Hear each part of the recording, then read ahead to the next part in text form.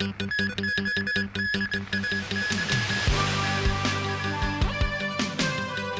8.2 magnitude earthquake in South America. NATO suspends cooperation with Russia. And in Taiwan, a meeting to re-examine a contentious trade deal fails to go ahead.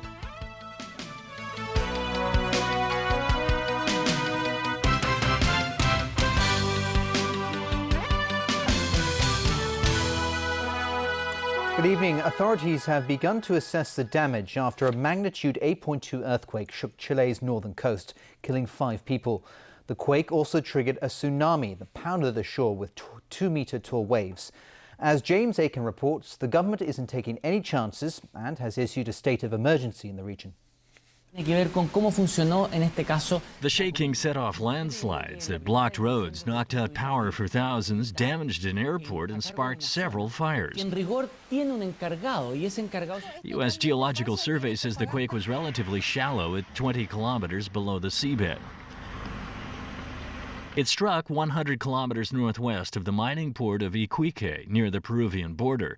It was so strong that shaking could be felt in Bolivia's capital almost 500 kilometers away. More than 20 significant aftershocks followed.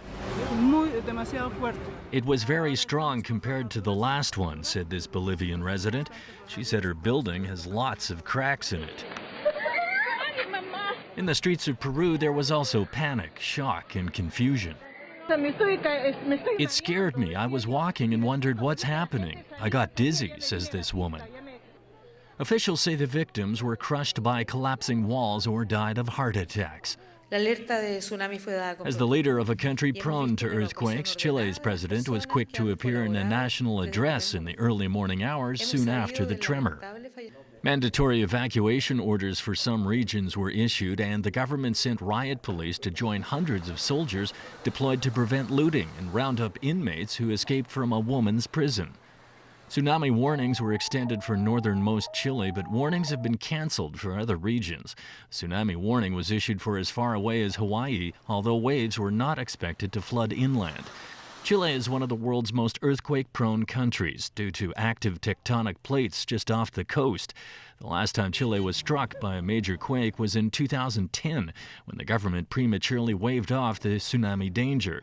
Most of the dead from that magnitude 8.8 quake survived the shaking, only to be caught in a killer wave that destroyed 220,000 homes and washed away large parts of many coastal communities. James Aiken, TVB News.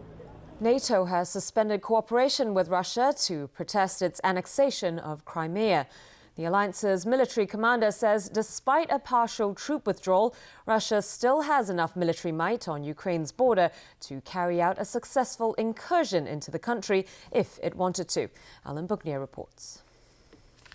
It was the first meeting of NATO's foreign ministers since the occupation of Ukraine's Crimean region, which has touched off the worst East-West crisis since the Cold War. We are suspending all practical cooperation with Russia, military and civilian. At the same time, we keep our diplomatic lines of communication open. The foreign ministers also agreed to beef up their defenses of frontline alliance members feeling menaced by Russia's increased assertiveness. On Monday, Russian President Vladimir Putin said he'd ordered the pullback of a battalion of several hundred troops from Ukraine's border area. The NATO ministers noted that's still a small fraction of the tens of thousands of troops estimated to be there. But it is a welcome gesture in the right direction. The question now is there a way to build on that in order to be able to find a way to move the masses of troops back and truly de-escalate? NATO has said it has no military plans to defend Ukraine, but it will cooperate in sending in experts to help with training and other defense programs. Ukraine's foreign minister said Kiev has no intention of seeking membership in the alliance, something Russia strongly warned against prior to the meeting in Brussels. Ukraine does not have a legal basis to apply for NATO membership. And the Ukrainian legislation, both adopted by the parliament and the program of the government, does not foresee the NATO membership as a priority.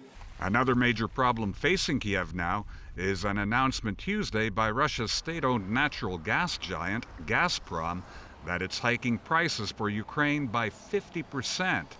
It also underlines Europe's dependence on Russian energy. In the near future, there's no possibility that Europe will completely stop buying Russian gas, but it will definitely encourage them to look elsewhere and perhaps support projects like gas pipeline projects that deliver gas from Central Asia directly to Europe. Alan Brookney, TVB News. Thailand's caretaker Prime Minister Yingluck Shinawatra is facing another legal challenge that could remove her from office. The Constitutional Court has accepted a case of alleged misconduct brought by opposition senators against her over the transfer of a key government official in 2011. The senators accused Yingluck of abusing her position back then by moving the head of the National Security Council to an inactive post. The official was known to be an opposition supporter. The Constitutional Court has ordered Yingluck to present her defence within 15 days. If found guilty of interfering in state affairs for her personal or her party's benefit, she would have to step down as Prime Minister. Yingluck also faces separate charges of negligence over a rice subsidy scheme that has run up huge losses, a case that could lead to her impeachment.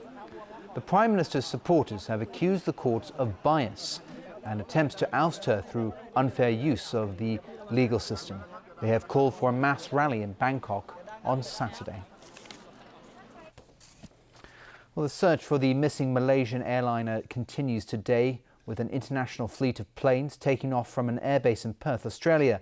But experts say finding any trace of flight MH370 remains a difficult task. In this particular case, the last known position was a long, long way from where the aircraft appears to have gone. I have to say, it's very complex, it's very demanding, and we don't have hard information like we might normally have. In the first instance, the most important thing is to find some debris on the surface of the ocean. Meanwhile, Malaysia is focusing its criminal investigation on the cabin crew and pilots of the missing jetliner.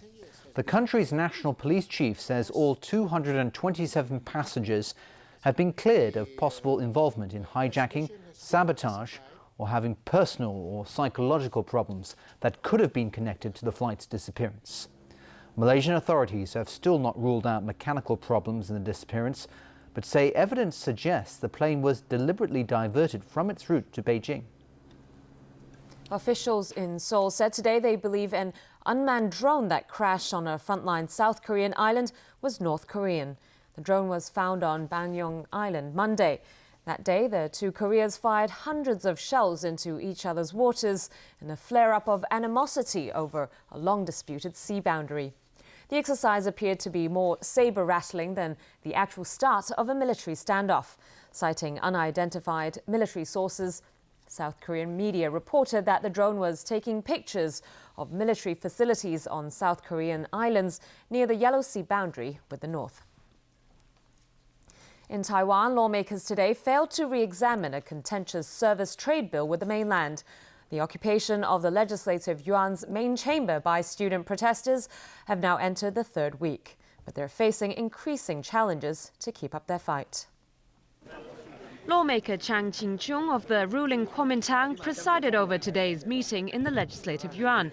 It fueled an uproar because he's the one who has been criticized for making the call to pass a bill within 30 seconds during its first review last month.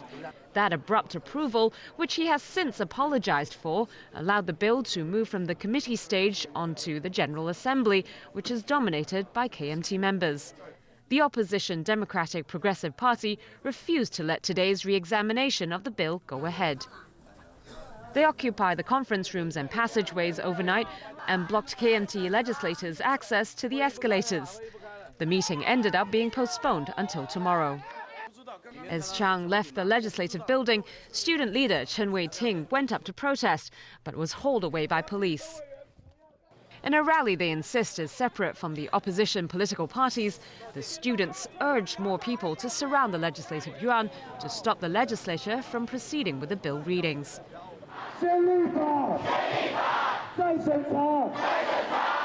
Protesters demanded the legislators put in place a new law that would monitor all deals made with the mainland first. Student leader Lin Feifan accused the Kuomintang of being unrepentant.